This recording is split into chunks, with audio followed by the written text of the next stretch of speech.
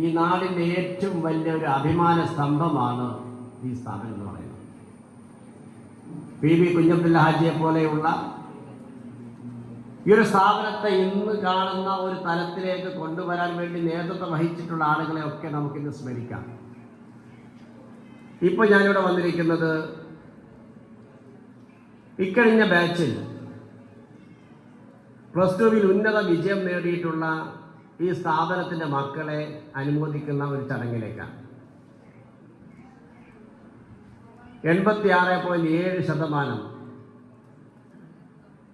വിജയം ഈ സ്ഥാപനം നേടാൻ കഴിഞ്ഞിട്ടുണ്ട്. സംസ്ഥാന തലത്തിലെ റിസൾട്ടിനെ അപേക്ഷിച്ച് അത് സംസ്ഥാന ശരാശരിയേക്കാൾ കൂടുതലാണ്. 27 ആണ് സംസ്ഥാന തലത്തിലുള്ള റിസൾട്ട്. അതിൻ്റെ മുകളിൽ പോയിട്ടുണ്ട് നമ്മുടെ MIM ഹയർ സെക്കൻഡറി സ്കൂളിൻ്റെ വിജയശതമാനം എന്ന് പറയുന്നത്. 18 കുട്ടികൾ എല്ലാ വിഷയത്തിലും A+ നേടിയിട്ടുണ്ട്.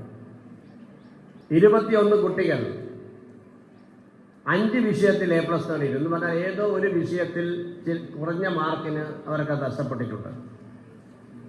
പ്രിൻസിപ്പൽ ഇവിടെ സൂചിപ്പിച്ചതുപോലെ ആ 5 വിഷയത്തിൽ A+ കിട്ടിയിട്ടുള്ളവരും ഫുൾ A+ കിട്ടിയിട്ടുള്ളവരെല്ലാം മാർക്കിൽ ചിലപ്പോൾ ചെറിയ വ്യത്യാസങ്ങളെ ഉണ്ടാവുകയുള്ളൂ. പക്ഷെ ഒരു കാര്യം നമുക്ക് തീർത്ത് പറയാൻ കഴിയും. കേരളത്തിൻ്റെ വിദ്യാഭ്യാസം, നമ്മുടെ ഈ ഒരു വടകര താലൂക്കിലെ വിദ്യാഭ്യാസ രംഗത്ത് ഏറെ പ്രചോദനം നൽകുന്ന ഒരു സ്ഥാപനമായി നമ്മുടെ സ്ഥാപനം മാറിയിട്ടുണ്ട്. ഇവിടുന്ന് ഇപ്പോൾ ഫുൾ A+ കിട്ടിപ്പോകുന്ന കുട്ടികളും മറ്റ് ഉന്നത വിജയം നേടി പോകുന്ന കുട്ടികളും എല്ലാം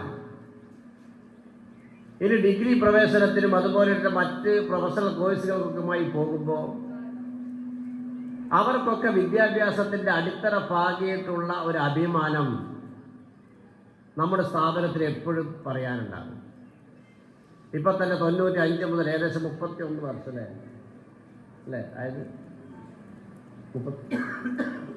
31 വർഷം ഈ സ്ഥാപനത്തിൽ നിന്ന് പിരിഞ്ഞു പോയിട്ടുള്ള കുട്ടികൾ അവരിന്ന് സമൂഹത്തിൻ്റെ വ്യത്യസ്ത തലങ്ങളിൽ എത്തിച്ചേർന്നിട്ടുണ്ട്. ബിസിനസ് രംഗത്ത് വളരെ വലിയ നിലയിൽ എത്തിച്ചേർന്നവരുണ്ട്. ഉദ്യോഗ രംഗങ്ങളിൽ വലിയ സ്ഥാനങ്ങളിൽ എത്തിച്ചേർന്നവരുണ്ട്.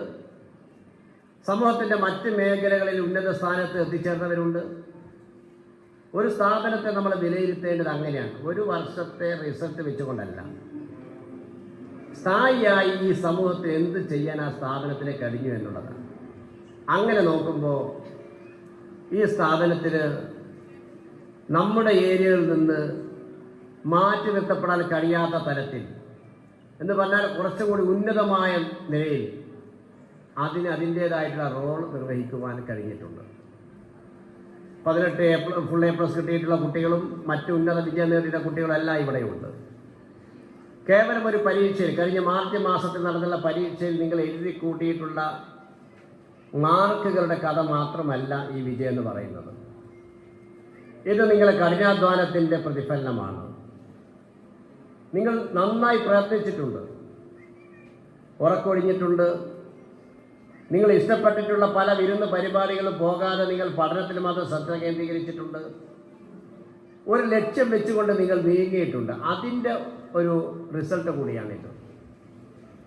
നിങ്ങൾ ആത്മവിശ്വാസത്തിൻ്റെ റിസൾട്ട് കൂടിയാണിത്.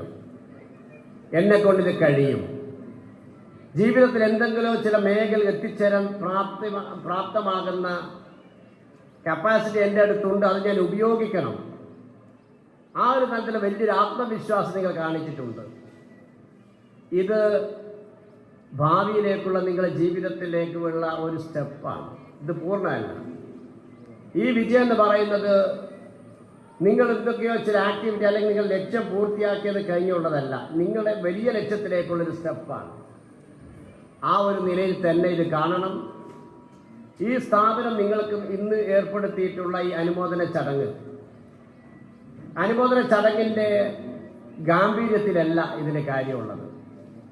ഈ സ്ഥാപനത്തിൽ നിങ്ങളെ പല രീതിയിലും അഭിനന്ദിക്കാം. നിങ്ങളൊരു വലിയ ഘോഷയാത്രയൊക്കെ ആക്കി ഈ സ്ഥാപനത്തിലേക്ക് കൊണ്ടുവന്ന് വലിയ വലിയ പരിപാടികളാക്കിയിട്ടൊക്കെ ഇത് നടത്താം.